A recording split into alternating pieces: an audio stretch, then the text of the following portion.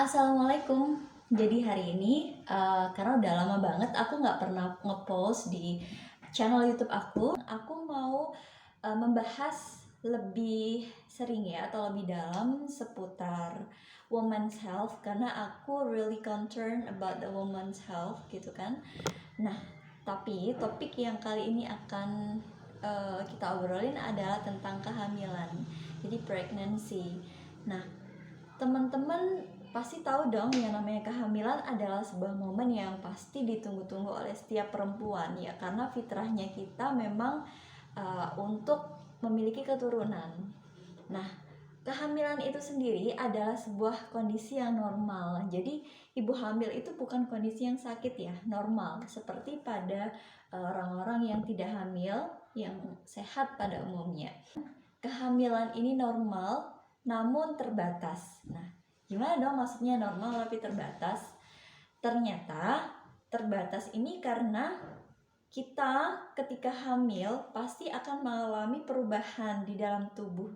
Paling menonjol adalah perubahan sistem reproduksi, di mana di situ ada perubahan hormon yang bisa berkaitan dengan perubahan mood, suasana hati, kemudian perubahan bentuk badan, dan juga ada perubahan-perubahan lainnya yang mungkin bisa menimbulkan beberapa keluhan pada ibu hamil.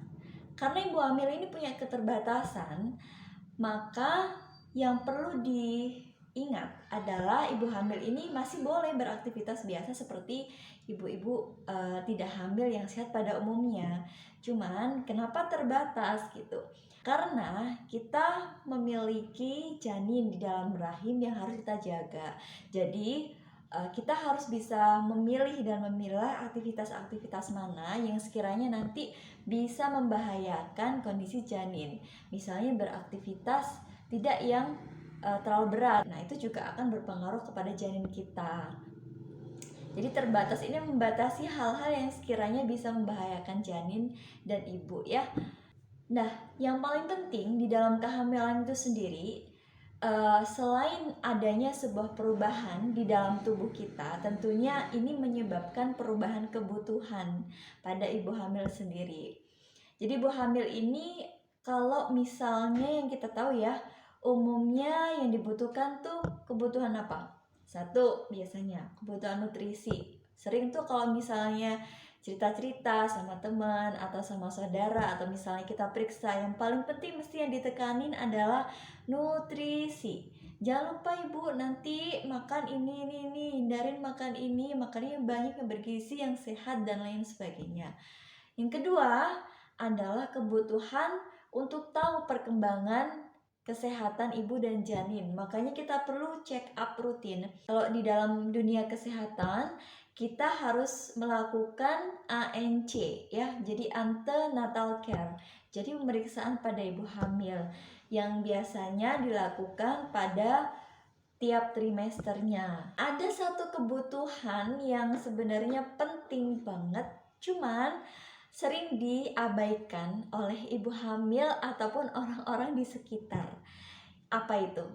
Ternyata kebutuhan ini adalah kebutuhan psikologis ya.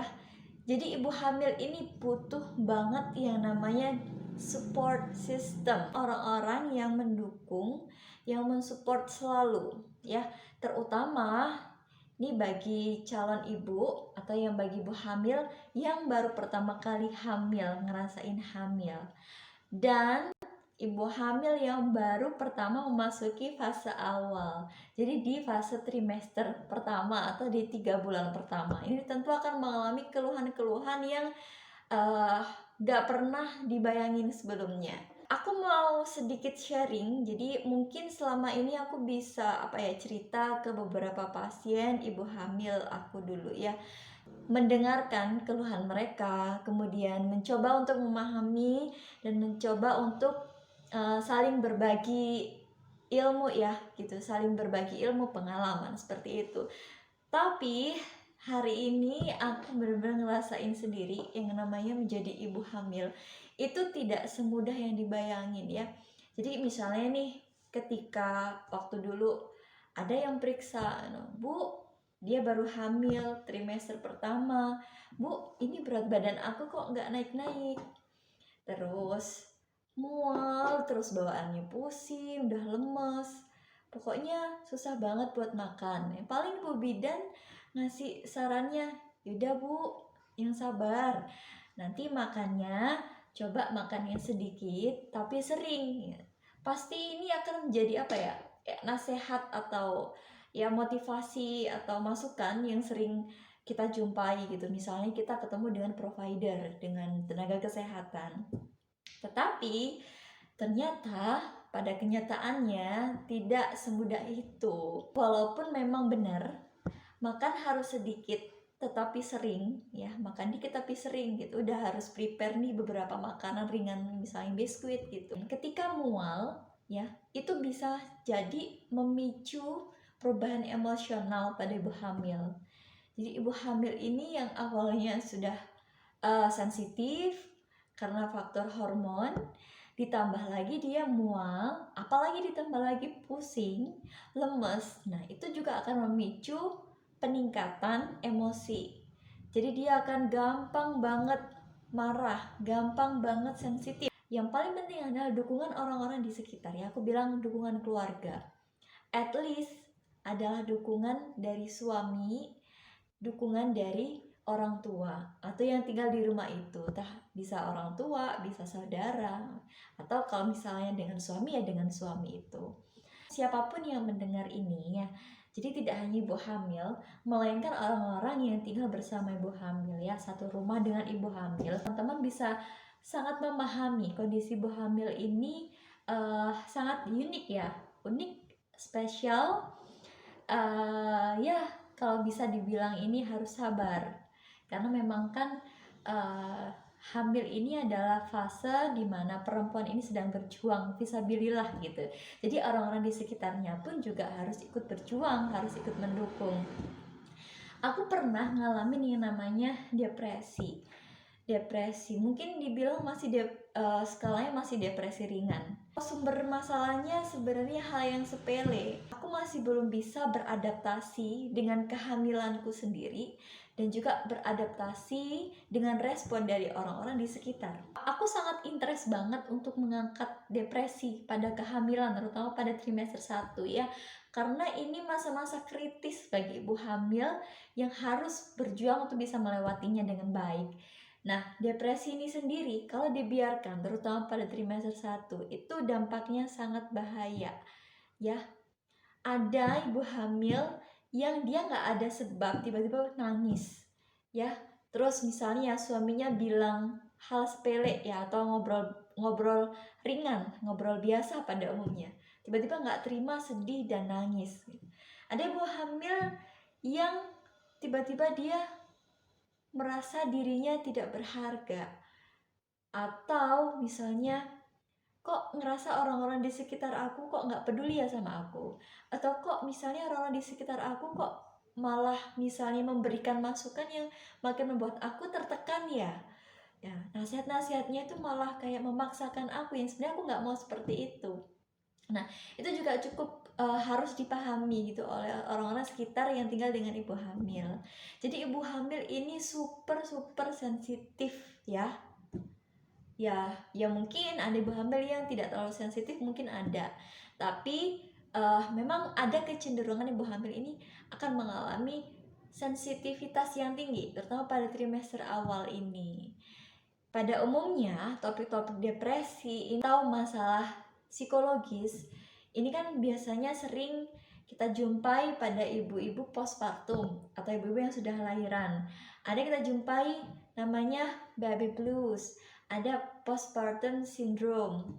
Ternyata ibu hamil pun ini juga harus menjadi perhatian ya, karena trimester 1 ini adalah periode janin ini mengalami organogenesis, pembentukan organ-organ, dan apa yang sedang dialami, sedang dirasakan, sedang dipikirkan oleh ibu hamil di masa itu juga akan dirasakan oleh janin.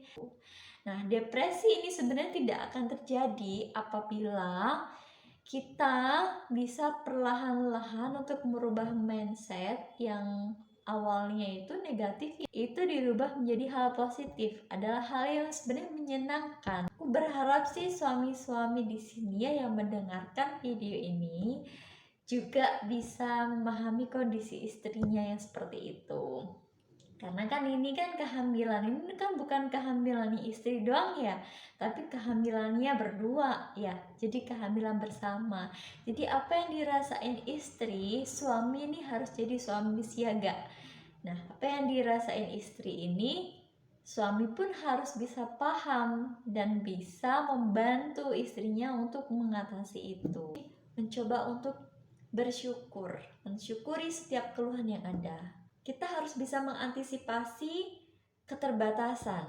Artinya ketika kita tidak bisa misalnya pergi jauh, kita pengen misalnya di musim pandemi ini kita pengen jalan-jalan, ternyata kita nggak bisa pergi jauh karena emang harus menjaga ini kan kondisi janin, misalnya dari penularan COVID atau dari terlalu capek.